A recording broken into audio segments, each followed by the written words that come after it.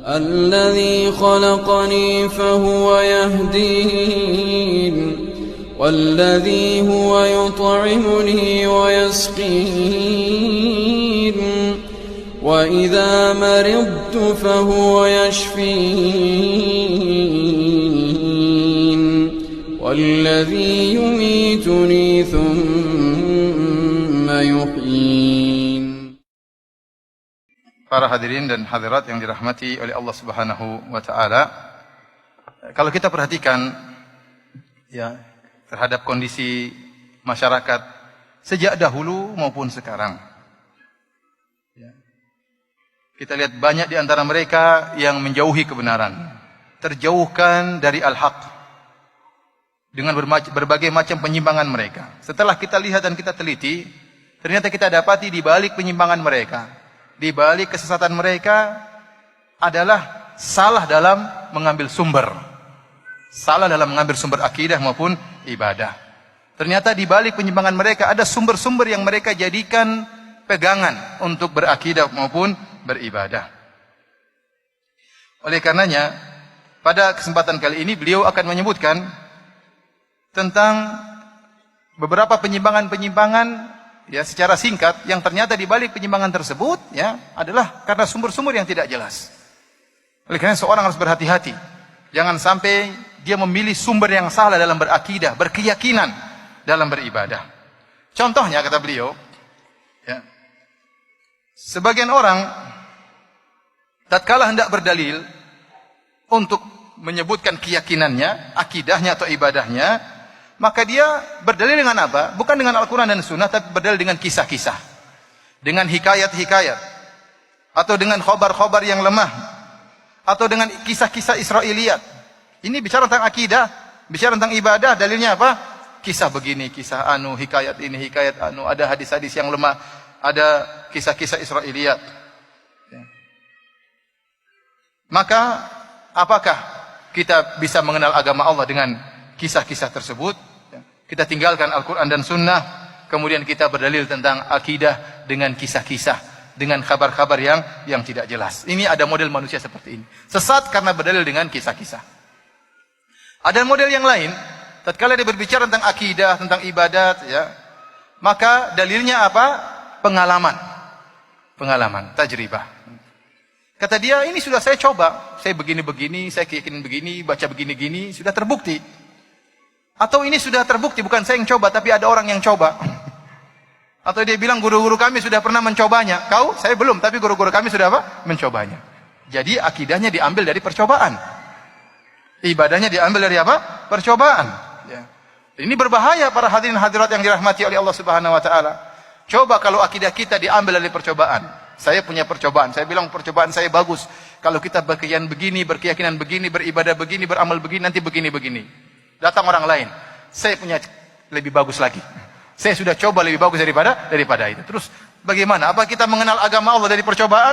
Apakah Allah membiarkan kita mengambil agamanya dengan percobaan? Kemudian ada juga model yang lain. Ada orang yang berakidah dengan perasaan. Dengan apa? Perasaan. Dia mengatakan, saya punya keyakinan begini, maka saya pun tenteram. Saya merasakan kenikmatan. Saya merasakan apa? Kelezatan. Dia tinggalkan Al-Quran dan Sunnah. Dia ikuti perasaan dia. Dia ikuti ya apa yang dia rasakan dalam dadanya. Ya. Nah, apakah agama Allah diambil dengan perasaan manusia? Ya. Ya, perasaanmu enak, perasaan yang tidak enak. Terus gimana? Ya, mana yang jadikan patokan? Perasaan siapa? Masa akidah diambil dari perasaan? Ini model yang lain. Ada model berikutnya lagi. Sebagian orang berdalil untuk akidahnya atau ibadahnya dengan hadis-hadis yang palsu. Sebutkan hadisnya begini dari Nabi SAW bersabda. Ternyata dicek hadisnya adalah hadis-hadis yang palsu. Dan kita dapati telah muncul banyak orang yang sengaja membuat hadis palsu. Membuat sanad palsu dia pasangkan dalam hadis Nabi SAW. Kenapa? Untuk mendukung keyakinannya, untuk melariskan akidahnya yang sesat. Kemudian dia pun membuat hadis palsu dengan pasangkan hadis-hadis yang palsu. Apakah agama diambil dari hadis-hadis yang palsu? Tentunya tidak. Kemudian ada sebagian orang lagi yang modelnya lain lagi. Dia berdalil untuk memunculkan akidahnya, dia berdalil dengan akalnya. Dia merasa akalnya sebagai patokan. Dia kagum dengan akalnya, maka dia bilang akal saya menunjukkan demikian. Jadi sumber akidahnya adalah akalnya. Taib. Kalau kita setuju dengan orang-orang seperti ini, bahwasanya sumber akidah boleh dari akal, timbul pertanyaan yang sangat besar. Kalau kita boleh mengambil akidah dari akal manusia, terus akalnya siapa yang mau dijadikan patokan? Akal saya apa akal ente? Akalnya siapa? Dan ukul katsirah, dan akal banyak sekali. Akalnya orang Bugis apa akalnya orang Jawa? Banyak sekali. Akal banyak sekali. Akalnya siapa mau dijadikan patokan? Ya. Oleh karenanya dahulu para ulama ya mengatakan tentang bahayanya mengikuti hawa nafsu, ya.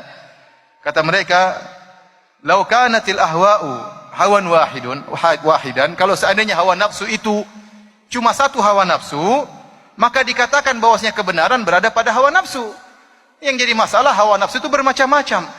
Nafsu ini lain dengan nafsu yang lain. Nafsu ini lain, si fulan dengan lain yang lain berbeda. Sama kita katakan tentang akal. Seandainya laukanatil aklan wahidan, seandainya akal ini semua manusia cuma akalnya cuma satu model saja, enggak apa-apa kita ambil akidah dari akal tersebut. Ternyata akal itu sangat banyak modelnya. Sangat beraneka ragam modelnya. Bahkan kita dapati satu orang saja bisa berubah-ubah akalnya. Ada orang satu, dia meneliti, kemudian dia dapati, oh ini yang benar teori ini. Tidak lama kemudian dia rubah teorinya. Terjadi atau tidak? Banyak terjadi seperti itu. Dia sendiri saja tidak percaya dengan akalnya sebelumnya. Timbul akal yang baru. Nah, kalau satu orang akalnya saja bisa banyak, apalagi banyak orang. Oleh karenanya, orang yang pernah tenggelam dalam mengambil akidah dengan model akal, maka orang-orang tersebut, sebagian orang mengakui bahwasanya meraih kebenaran melalui jalan akal, itu adalah jalan yang buntu. Adalah jalan apa? Yang buntu. Karena tiada kesudahannya.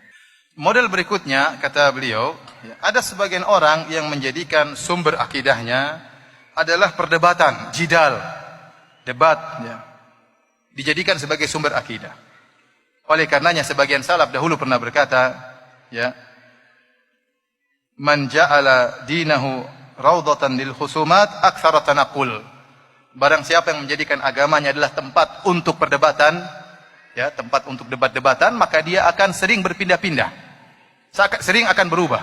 Artinya apa? Pendapatnya gini, berubah lagi, akidahnya dulu begini, berubah lagi. Kenapa? Karena dia tergantung siapa yang menang debat. Tergantung siapa yang menang debat, ya.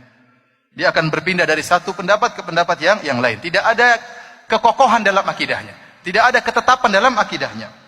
Oleh karenanya Imam Malik pernah berkata dengan perkataan yang indah, "Awa kullama ja'ana rajulun ajradul min rajulin, taraknal kitaba wa sunnah li jadalihi." Kata Imam Malik rahimahullah, apakah setiap ada orang datang lebih jago berdebat daripada kita, kemudian kita tinggalkan Al-Quran dan Sunnah gara-gara dia jago berdebat? Kalau agama, sumber agama adalah perdebatan, maka yang semakin paling jago debat itu yang benar.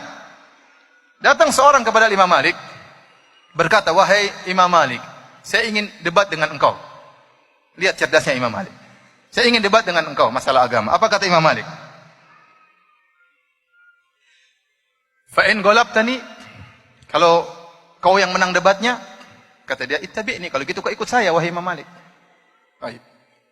Kalau kau yang menang, berarti Imam Malik ikut dia. Kemudian pertanyaan berikutnya, "Wa in golabtuka," kalau saya yang menang gimana? Kata Imam Malik. Kata dia, "Attabi'uka," kalau gitu saya ikut kau. Kata Imam Malik. Terus kalau datang laki-laki yang lain, kemudian ngalahin kita semua, ya kita ikut dia katanya. Ya udah tinggal pindah-pindah saja. Maka Imam Malik berkata, "Ya hadza dinullah laisa liman ghalab." Wahai fulan, agama Allah itu bukan milik orang yang paling menang berdebat. Ya.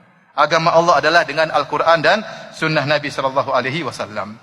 Bahkan kita dapati ada dua orang saling berdebat, dua orang berdebat, masing-masing punya pendapat, debatan. Ya. Ternyata yang satu menang. Ternyata dua-duanya keliru, yang benar tempat lain, pendapat yang lain yang benar. Sudah capek berdebat, saling membela, sama-sama apa? Keliru. Ini terjadi seperti ini. Ya. Saling berdebat mati-matian, ternyata dua-duanya pendapatnya apa? Keliru. Jadi agama bukan dengan perdebatan, tapi dengan Al-Quran dan Sunnah Nabi Sallallahu Alaihi Wasallam. Beliau menjelaskan lagi, ada model manusia yang lain yang berdalil dengan kesalahan dalam mengambil akidah, yaitu sebagian orang berdalil dengan mimpi. Mimpi, ya. Dia mimpi, melihat sesuatu dalam mimpinya, kemudian dia bertindak, dia berakidah, dia melakukan amalan. Waktu ditanya, kenapa kau berbuat demikian? Ini ibadah dari mana datangnya? Kata dia, saya lihat dalam mimpi. Dalam mimpi. Atau dia mengatakan, saya lihat guru saya, syekh saya ngajarin saya seperti ini. Ya. Oleh karenanya, kalau kita mengikuti akidah, mengambil akidah atau ibadah dari mimpi-mimpi, maka akan banyak rusak amalan, hilang agama-agama orang. Kenapa? Karena berdasarkan mimpi. Oh, mimpi ini berbeda dengan mimpi yang lain dan seterusnya. Timbul pengakuan-pengakuan, propaganda-propaganda, ibadah ini, ibadah anu, akidah ini, akidah anu. Ternyata sumbernya adalah apa? Adalah mimpi. Adalah mimpi. Ya, maka timbullah bermacam-macam akidah, timbullah bermacam-macam amalan yang berasal dari mimpi.